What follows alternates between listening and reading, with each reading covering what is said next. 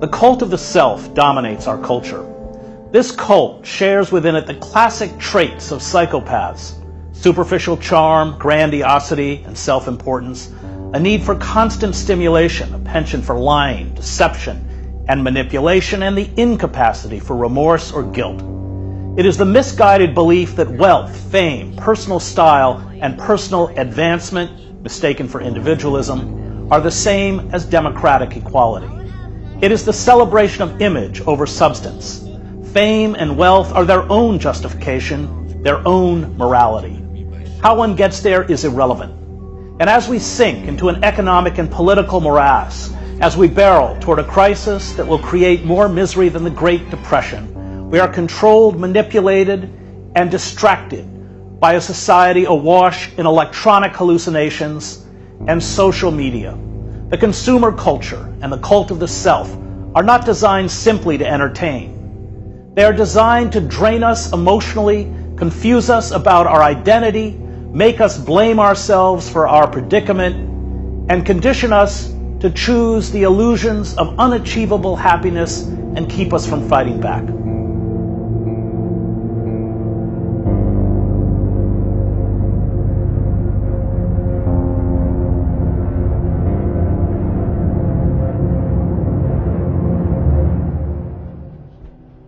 I'm interviewed in the film, and I think one of the things I say in the film is that this is what happens with all dying cultures, that this is really about the cult of death.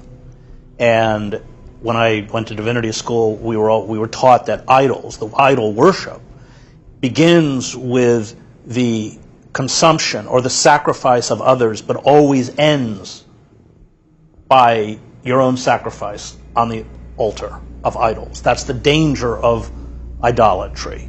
And I think that's what this film very powerfully illustrates, is that a culture that kneels before these idols slays itself. Yeah, and I also loved your words about the antidote to this apocalypse, because I made the film and the book because I felt like we were kind of barreling towards the apocalypse and that this was an unsustainable future. But I loved what you said about how authentic culture can provide us a way to think critically about what's around us. And that's really what my work has been about, is having a way to deconstruct the culture around us so we can kind of see the matrix that we're in and hopefully have a little agency over it.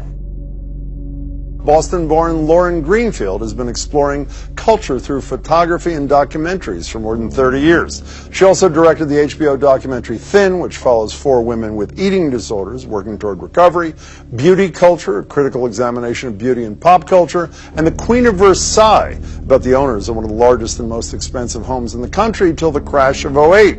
In her latest film, Generation Wealth, Greenfield presents a visual history of our growing obsession with money, beauty, sex, and more, which Variety calls a compelling argument for a society on the brink of decline. In a way, I started out thinking it was about money, or thinking about it was a wealth or the image of that, and what I ended up seeing is you could also plug in the currency of beauty, the currency of youth, the currency of sexuality, the currency of fame, that we were addicted to all of these things that were unattainable, and kind of comparing ourselves against ideas that were unattainable, and that just kept us on this hamster wheel of addiction. And I think you capture it, a kind of, right below the surface, a kind of collective misery.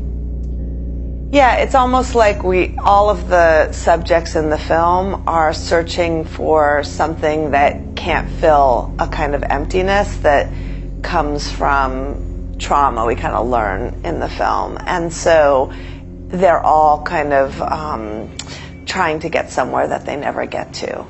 In the intro, we played the sound from that guy who said, societies amass greatest wealth at the moment they face death. Are you, look at the smile on your face, are you predicting the collapse of our culture, or are you just issuing a warning? It's kind of a warning, because I do think collapse is I do think we're headed on an unsustainable path. That what you see in the film is that we want more and more, that we're never satisfied, that we can't stop until we crash. And I think that's a dangerous path to be on.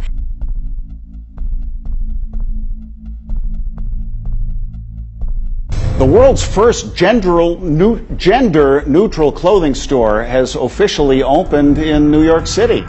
And it's one of the first gender-neutral clothing stores in the world. And it's breaking barriers, one piece of clothing at a time.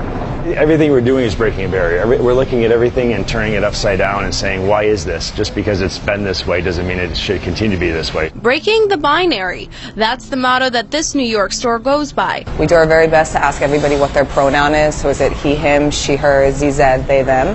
And from there, that makes people feel really comfortable in their shopping experience and knowing that there's going to be no judgment. Now Rob hopes to open up several more fluid stores around the world, and he hopes to accomplish this within the next 5 years. What is it that brands do? I think that people are seeking their identity in brands, that their identity is so eroded. I think that's exactly right, that they're looking to define themselves with these material things. I remember interviewing one teenager and she said, I'm Kate Spade and my friend is some other brand. It's almost like this fusion of material things and identity. And in a way, that's why I think it just continues to sow our insecurity, because we can't really find ourselves in those ephemeral brands. And this, as the film makes clear, has just seeped down to even the inner city, to every layer of American, even global society. What I saw in the culture in LA in the 90s and how kids were being affected had kind of spread like a virus to everybody. And I think with reality TV, with social media, this is no longer limited to LA. This is kind of our mode of comparison. Well, it's ubiquitous. So you see that it's really irrational pathology and has nothing to do with the money or the weight or the youth that they're actually trying to get to. One of the things that is kind of constant throughout the film is that no one ever has enough.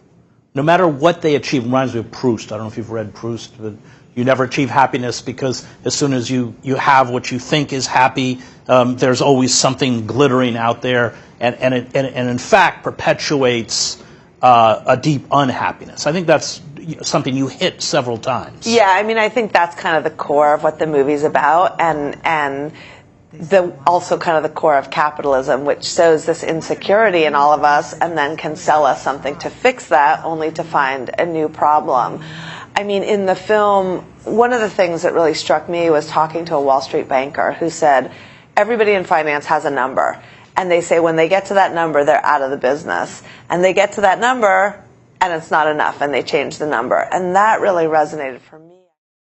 You interview Florian Hom, pronounce him? Florian was an amazing subject because he was the embodiment of greed. He looked up to Gordon Gekko. He became a hedge fund banker. He made $800 million. And then he fell. He was indicted for fraud. He was amazing for me in this film because he was kind of like the devil who becomes a truth teller. Smoking a very expensive cigar while you interview him. Smoking on a cigar. On a big leather couch somewhere, right? He tells us that he was chasing the wrong God.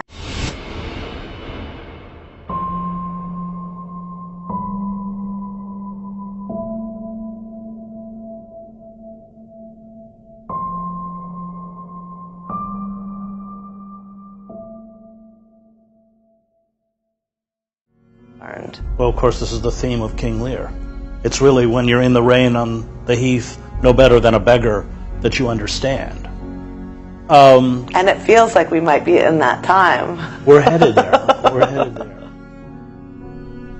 So the point is that this dynamic of not being thankful is really central to spiritual deception.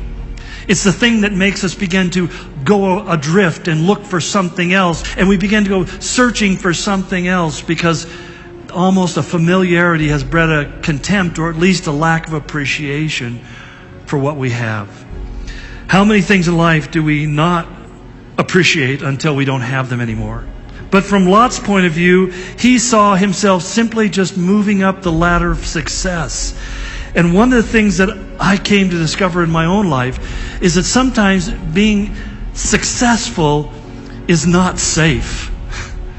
There's something happens to you when you become known and become a personality, and you know, it just changes not only the way that people see you and treat you, it changes how you see yourself and how you relate to other people. It creates a heart of arrogance. I mean, maybe righteous Lot imagined that he could correct the immorality. I think that's most people who go into politics think, well, I'm going to go there, I'm going to make a difference. And I'm sad to say that the vast majority end up not making a difference, but just becoming different. There's something about sitting in that pool of corruption that kind of makes you part of that system after a while. It's an easy rationalization. Well, you know, this is the way you have to do it. This is the way the game is played. You have to make some compromises, and the art of politics is compromise, and you got to give a little if you want to get a little, and you go through this, and suddenly you stop being a person of principle. You stop being a person of focus and purpose, and you just begin to take on the very atmosphere of the world that you're part of. I'm not saying people aren't called to that. There are those people who are like Daniel, and Daniel is an amazing example because he managed to stand apart from an equally corrupt culture that he was thrust into. But the difference was that Daniel didn't choose to go to Babylon. He was taken there as a captive. And he went there determined not to become what he saw as being the evidence of evil. And because of that, God's grace was so powerfully upon him. But the simple reality is that we are always going from one thing to another, and it's important to recognize the value of the moment we're in, not just simply looking to the future and hoping for something better, or looking back to the past and wishing we could relive the past. Right now is the moment that God has you in, and the things that He's doing in your life exceed even your observation. But nonetheless, He wants us to be people who are constantly, continually, purposely grateful for what we have.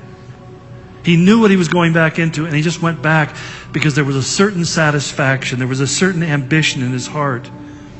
In a way, Lot is emblematic of what Revelation 3:16 talks about as the lukewarm Christian, the one who is neither hot, he's neither cold, therefore he's not a threat to anyone. You know, and certainly not a threat to the kingdom of darkness, to the devil. It reminds me of the seed of the parable of the sower when he talks about that seed that was planted in good soil, but it's choked off by the cares and the affairs and the riches and the seeking of the pleasures and the desires of the pleasures of this world.